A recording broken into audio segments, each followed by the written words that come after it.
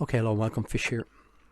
In this video we're going to look at the Pico. I'm going to look at my settings. I'm going to look at how I interact with it and the benefits and how it works in BMS and how I use it. So we're looking at the BMS config file here. We can see, and we look at the VR settings there. We can see that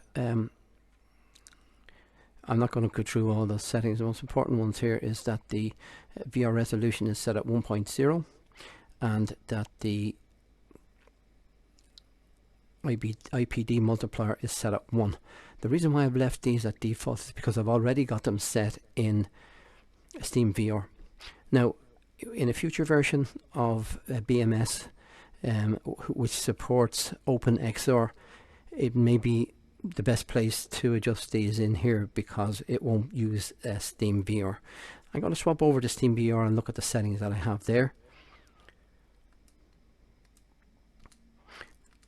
And we can see, I'm going to just expand this out so you can see it.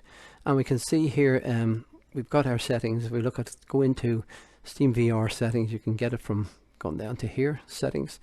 And once you open it up, we can see gone down to video, and per application settings we're going to select BMS 437, and we can see that the custom resolution multiplier is being set to 100, and this gives us an upscale resolution of 3820 by 3820. Remember, and this is per eye.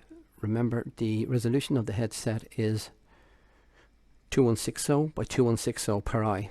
So you can see that this is a significant increase in that, and the reason why that is there is because we have to start off with a very large rendered resolution in order to allow the application to correct for barrel distortion, so that when we get our rendered resolution we see a clear image.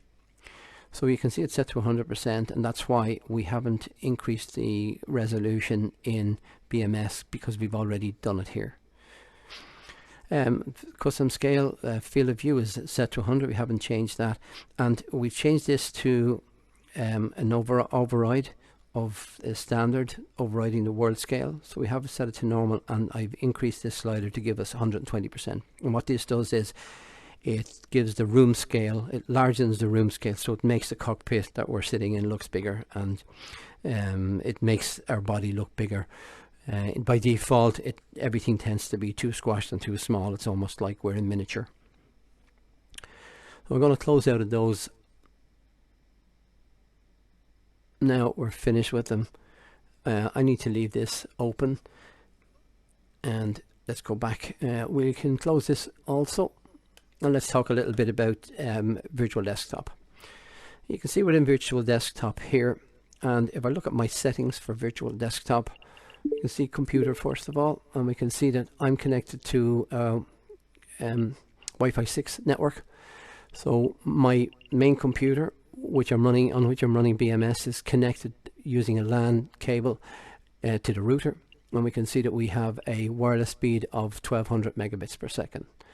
Now I'm wireless at the moment, and so we're using this connection to our router. See, there's a little bit of variability in it, but it generally sits around 1200. So coming down to streaming, we can see that because I've got a high-end system, I'm able to select the godlike mode, which gives us the best clarity and the least compression between the headset, or between the gaming machine and the headset. I've also set my frames to 90, which is the limit for the Pico 4, and I've set the bit rate to the maximum. And this pretty much determines the quality of the image. At the moment it can't go above 150 megabits per second. And this may be a limitation of the processor in the headset, because it's got to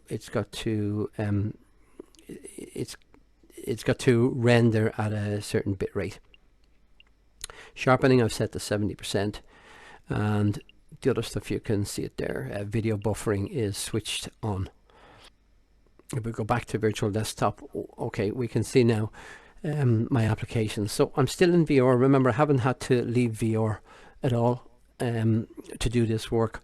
So I could have, well, I'm actually going to put on voice attack while I'm here, and we just thumb through the different screens. By using one of the buttons on my controller, I can pan through the 3 different screens that I've got in my setup, and we can see we have voice attack now is set up on one screen there. I can see it's reading my commands. To return to base. Okay, so that's all good, and now we're going to start BMS. So we go to BMS here by clicking on the icon. Now I could just move this away from me, it's too close for me. You're going to see it differently because you're at a smaller resolution, and I can see this screen. It covers probably 140 of my field of view, so it's actually very detailed, and I can see everything I need to see. So let's go into tactical engagement and choose a saved engagement here and click commit. Now remember, I'm still using my hand controllers here, which I can, and I could use the mouse if I needed to, and I'm going to switch over to obviously mouse and controls at an appropriate time. So I'm going to pick the strike mission and click on fish as the pilot. I can click on save my data cartridge, and then I can commit to fly. Now before I commit to fly, what I'm going to do is I'm going to go back and look at my controllers to make sure I know where they are and they're configured as I want them. And I do this by double tapping on the headset, and unfortunately we'll lose the ability to record the mic on this. So you can see what I'll be doing is I'll be just making sure my controllers are set up as they need to, and it's a very simple matter of just double tapping. So I'm just going to do that.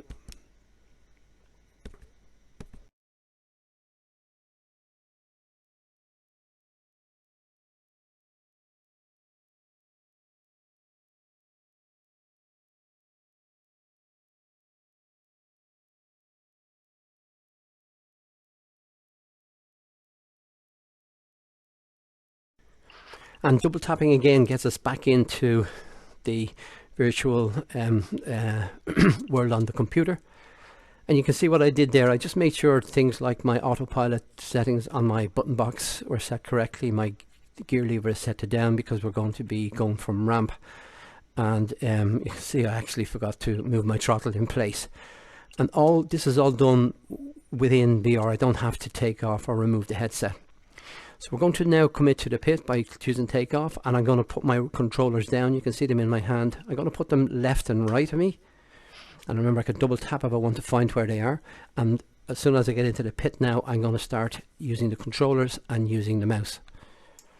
But suffice it to say, we're in the pit now, and just make sure I have my mouse. You can see my mouse moving around. And I have a centering button on my HOTAS, so I'm going to use that as a shifted keystroke. And I'm now in a good position for looking and seeing everything. Now, you're not going to see everything in the clarity that I am. Reason why is because the output resolution from the Pico video recorder, which is what I'm using to record this video, is only 1920 by 1920, and it's streaming at a rate of 8,000 kbs per second. So it's relatively low quality, and even if you were able to see it at that resolution, your monitor is probably going to be only 1440 high, unless you have a 4K monitor, and you might be able to see it in better quality, because the height of your monitor would be the height of a 4K resolution. So I'm sitting in the pit now, and what I want to explain is the difference that I see between the Reverb G1, which is what I was using, and the Pico. Now, in terms of looking at any of the instruments and the dials and the gauges at a comparable setting, render resolution setting in the Reverb, the detail of the text and various labels and so on is pretty much the same. But where the Pico really is a huge difference is that clarity is probably a good 80% of the lenses. So it means that if I'm, say, looking at an MFD, I can shift my eyes left or right on that MFD and I'm still seeing the same clarity, where with the Reverb I would have to be turning my head ever so slightly to get the best focal point, because the sweet spot is very narrow. Now I can't comment on the G2, but I do understand that the lens resolution is pretty much the same between the G1 and G2. I do think that the quality of the images is a little bit better on the G2 because of better brightness and so on, of the panels that they're using. I'm not sure if there's any difference between the lenses on the G2 and the G1. I know both use Fresnel lens, and the Pico uses pancake lens, so there's no God rays, there's no blurring, and now I do get a certain amount of reflection in dark scenes where there's a light object. That light object will, because it's reflecting on the screen, on the lens back and forward, it will, you will get a little bit of glare associated with that. But not, I mean, in real life you would get that glare if you were wearing glasses or spectacles anyway on certain things. So with that in mind, I'm going to start up the aircraft. And another huge difference between the G1 and the Pico is the tracking. In the G1 I would have to have a very bright room, and even that I could never get the room bright enough because I'm at a desk. When I looked in an area where I'm looking down under the desk, if that wasn't lit I would lose tracking, and I would strain to try and get a view to be able to touch buttons at the back. And that's also because, remember, with the center spot in the G1 I would have to move my eyes so that the center spot was looking at the switch. In this, because I've got a wider field of view and a wider clear area, I only have to get part of that clear area back far enough to be able to see the switch. So again, that makes a huge difference, and obviously the 4 cameras make a huge difference. But as you saw from the from looking at my room environment, it's not particularly bright, and yet the tracking is absolutely perfect for me. In all the hours I've used the Pico so far, I haven't had one issue with tracking. So with that in mind, let's do a quick start off of the pit and show how the interaction using the mouse is it's pretty seamless, and I can see everything.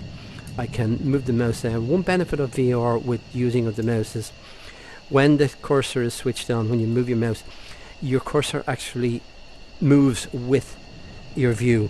So it generally sticks close enough to the center of your view. So you don't have to move your mouse all the way around to where you want to put it, because your head is actually moving the mouse with your head. So you move your mouse, you move your head with the mouse, and then you fine tune the mouse where you want it. So you're going to see that in action when I start switching on the jet. Now I've got my button box, and it's got the control switch or tactile. I've designed this for VR because different buttons are different shapes and so on, so I know where to find things. So I'm going to start the aircraft using a combination of buttons and the mouse. So let's start by switching our fuel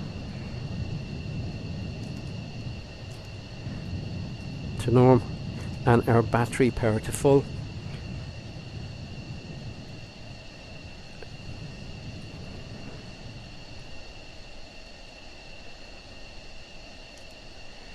Air source to norm, and switch on our jet fuel starter. Now in actual fact I'm using my button box for that, but I haven't really tried it just manually, and I'm guessing with the better functionality with the movement of the cursor, it's probably as quick to do it with that. But I do like the kind of interaction with the button box. We'll see over time as to whether I move away from my button box or whether I stick with it alongside my using my mouse. So I can see in the needles, I can see all the numbers on those dials. You won't see them in your image, but I can see them clearly without having to zoom in. What I can't see is I can't see the hydraulic pressure, but even in the 2D world I would normally have to zoom in to see that. But I do have a button that I can zoom in, and I can do that by clicking on that, and now I can see all the details of those, and you can actually probably see them in the video. So we're spooled up to 25%, you can see there, so I'm going to introduce fuel.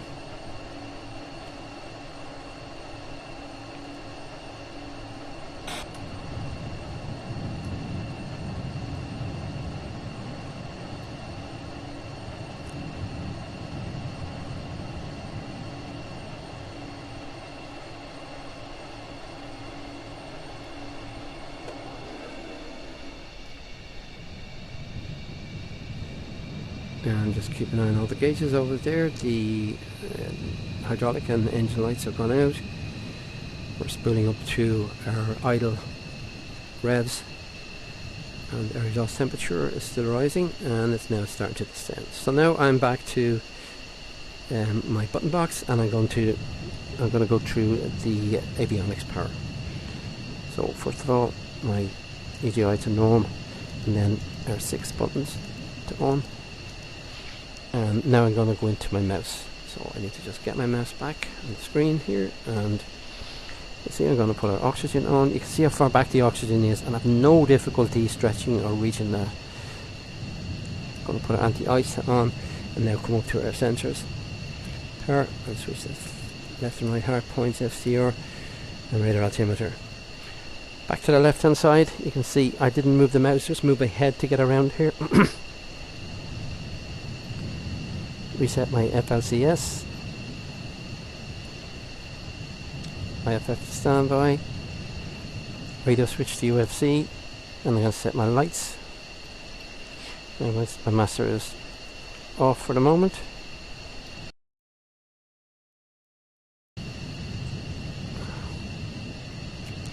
Moving forward to my comm switch. And I've got my comms on my button box, I can rotate there.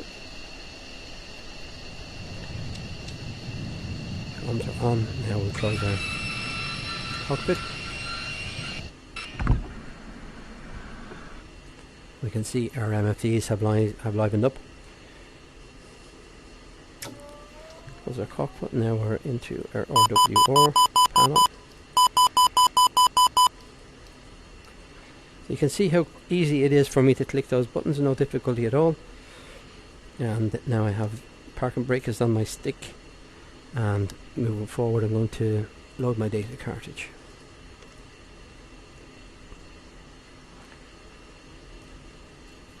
So I can see those numbers on the MFCDs, and I'm sitting in a normal viewing position. I can read that on the left hand side. Version CO21 IP08. Version CO21 IP08 MR02147586, and the DD is, because it's larger text, it's even clearer. Okay, so while we're here, I'm going to switch off my rings and change my scale, and let's now look at our data card.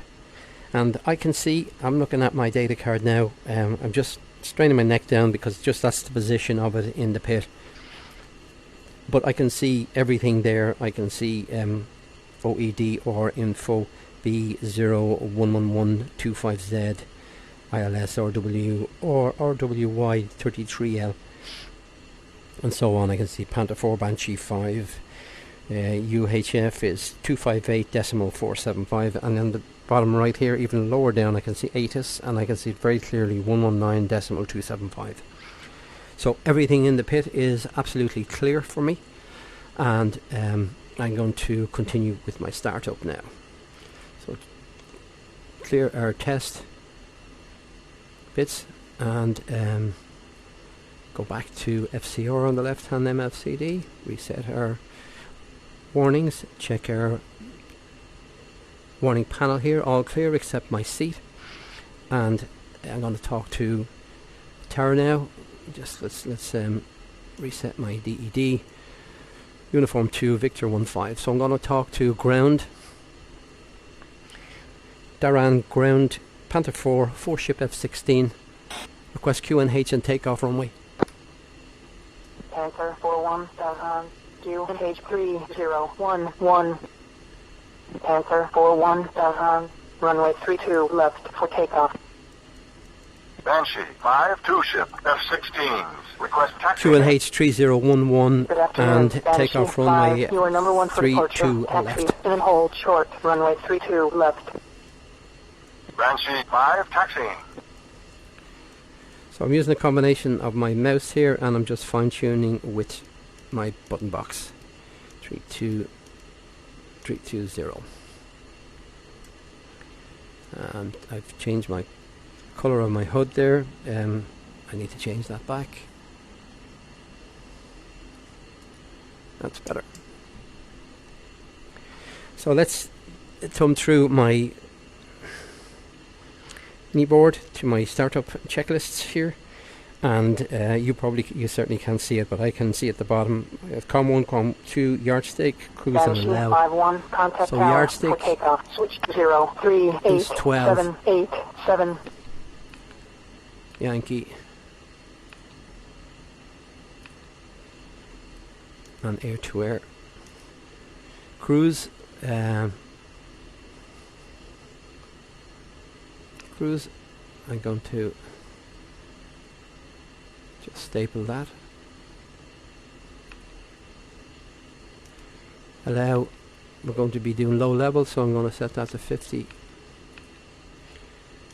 and rotate down for 1950 cruise altitude.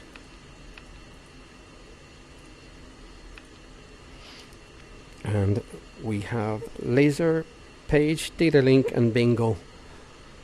So we don't need a laser page, we don't carry laser weapons here. So the data link is important because we have another flight in our package. So let's enter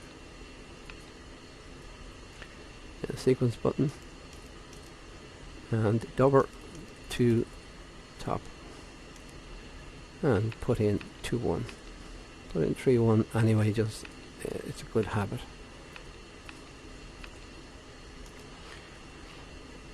And finally the HMCS, and our HMCS I can switch it on with my HOTAS, but it's not present in this block aircraft, it's an old block. Bingo and weapons power. So bingo, let's list 2, and I'm going to set bingo for 5500 because it's a long flight. And our weapons power, let's look at our air to ground SMS page, and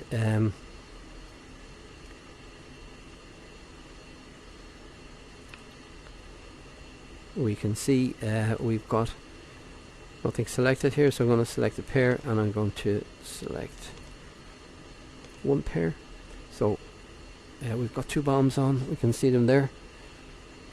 So we're going to ripple them all at once. We don't want to ripple them one at a time, it'll make our aircraft very unstable and difficult to manage. And I'm going to go to our control page and change our arming delay to 2 seconds because we're going to be deep dive sending these off, and we don't want them blowing up our aircraft. Okay, back to navigation mode, and you can see our alignment button is flashing. If I go to our list page, you'll see our ready light there. So again, back to our button box and push into navigation. So we're pretty much good to go now. We can see Banshee flight is already on the runway, so we're probably running a little bit late. So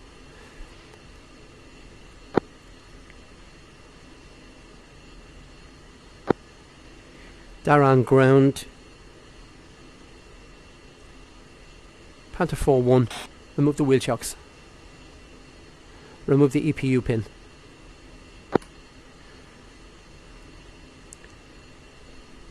Daran ground, Panther 4, 4 ship F-16, Request taxi for departure. Good afternoon, Panther 4. You are number 2 for departure. Taxi, in and hold, short, runway 32 left. I don't know why we're number 2 because Banshee is already airborne.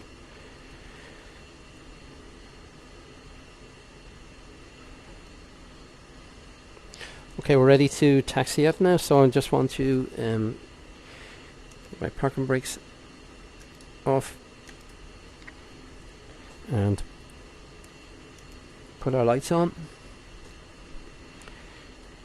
Switch our nose with steering on.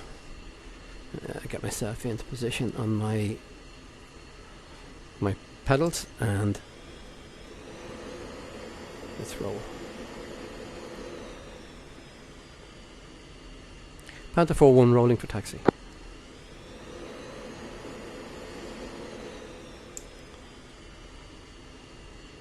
So you will see, as you look at the video, you'll see a little bit of shaking of the head. In VR, there's absolutely none of that shaking. It's absolutely steady. If you hold your head still, the image is still. If you pan around slowly, the image pans around slowly. There's no shaking that you see in the translation of VR to the 2D world Panther that you see 4-1, on the contact video. tower for takeoff. Switch to 0, So unfortunately, 3, 8, 7, 8, 7. Panther flight pushing uniform 3. So let's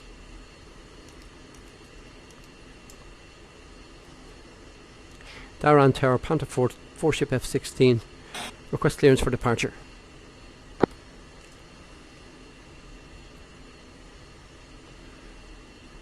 Panther 4, Daran Tower. Wing 050 at 2 knots. Runway 32 left. You're cleared for takeoff.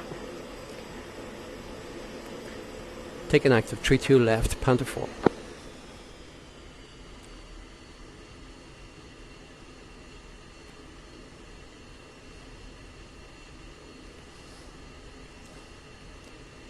Okay, final pre-takeoff checks.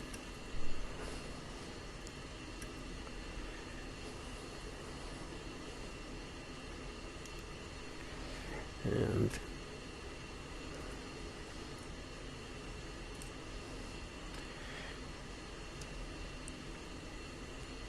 my seat. And that's pretty much. One set for takeoff. Okay, one's rolling in 12.22.40. Running up.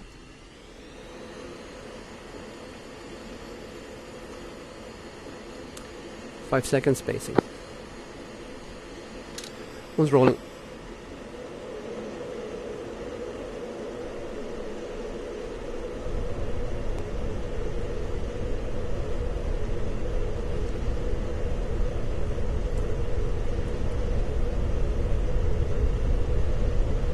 Hand on the gear lever now. Heavy loadout, so rotation speed nearly 200 there.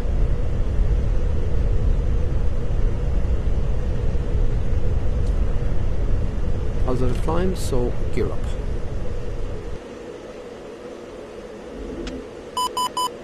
Two, airborne.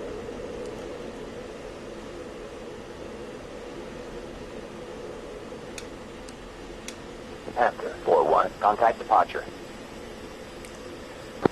Pushing departure, Panther 4-1. Darren, departure, Panther 4-1.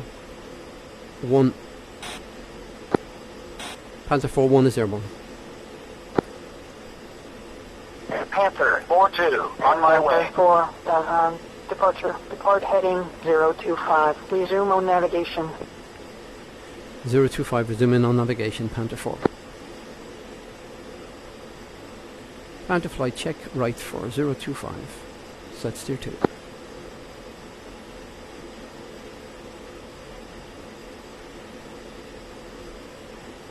Now I'm seeing a little bit of shimmering on the textures there, on the ground textures, and I have a feeling I may not have my either my anti-aliasing or anti-isotropic filtering set properly. and because when I change the AA in the settings on BMS, it doesn't seem to make a difference. So I think there's something else controlling it. So that's the only thing I see as being a little bit poor on quality, and I'm guessing I'm sure I'll be able to improve on that. Now, I'm going to switch the frame counter on, just to, you won't see the detail of it, but I can see it clearly. But I'm going to have to go back to my desktop for a second, so you won't hear me.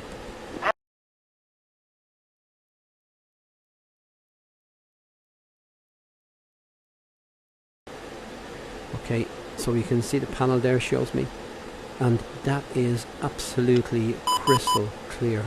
Everything on that is crystal clear. I could never get an image like that on the Reverb G1. And I have 90 frames per second, pretty much fixed bottom up here. And I'll switch it off again. And the experience is absolutely smooth. No stutter. I haven't had any indication of stutter in any time I've flied in this with this arrangement and this setup. And it's the whole experience in terms of the pancake lenses, the ability to switch back to desktop quickly, the virtual desktop, and able to control and start everything as if you were in the desktop with the headset, not having to take the headset off and on. The whole package, and also, and I haven't even talked about the comfort and the lightness of the headset. And there are add-ons to make it even more comfortable, but it's lightweight. The fact that it doesn't need a cable, although I use a cable in order to extend the battery, it's just a USB cable. But it's an extremely lightweight cable. You don't feel anything pulling at your head in that way. Just the overall experience compared to the G1 that I've used for the last 3 years, it is steps above it. So I can't recommend it more highly. However, the caveat is that you do need a fast modern system to run it. I don't know how it will be on less than a 4 series GPU, but I'm guessing that I'm getting absolutely smooth detail here. I'm guessing if you're able to compromise on some of those details, a lower end card on a lower end system will do the job. So thank you for watching, and this is Fish out. Until the next time, feel free to like, dislike, comment and subscribe.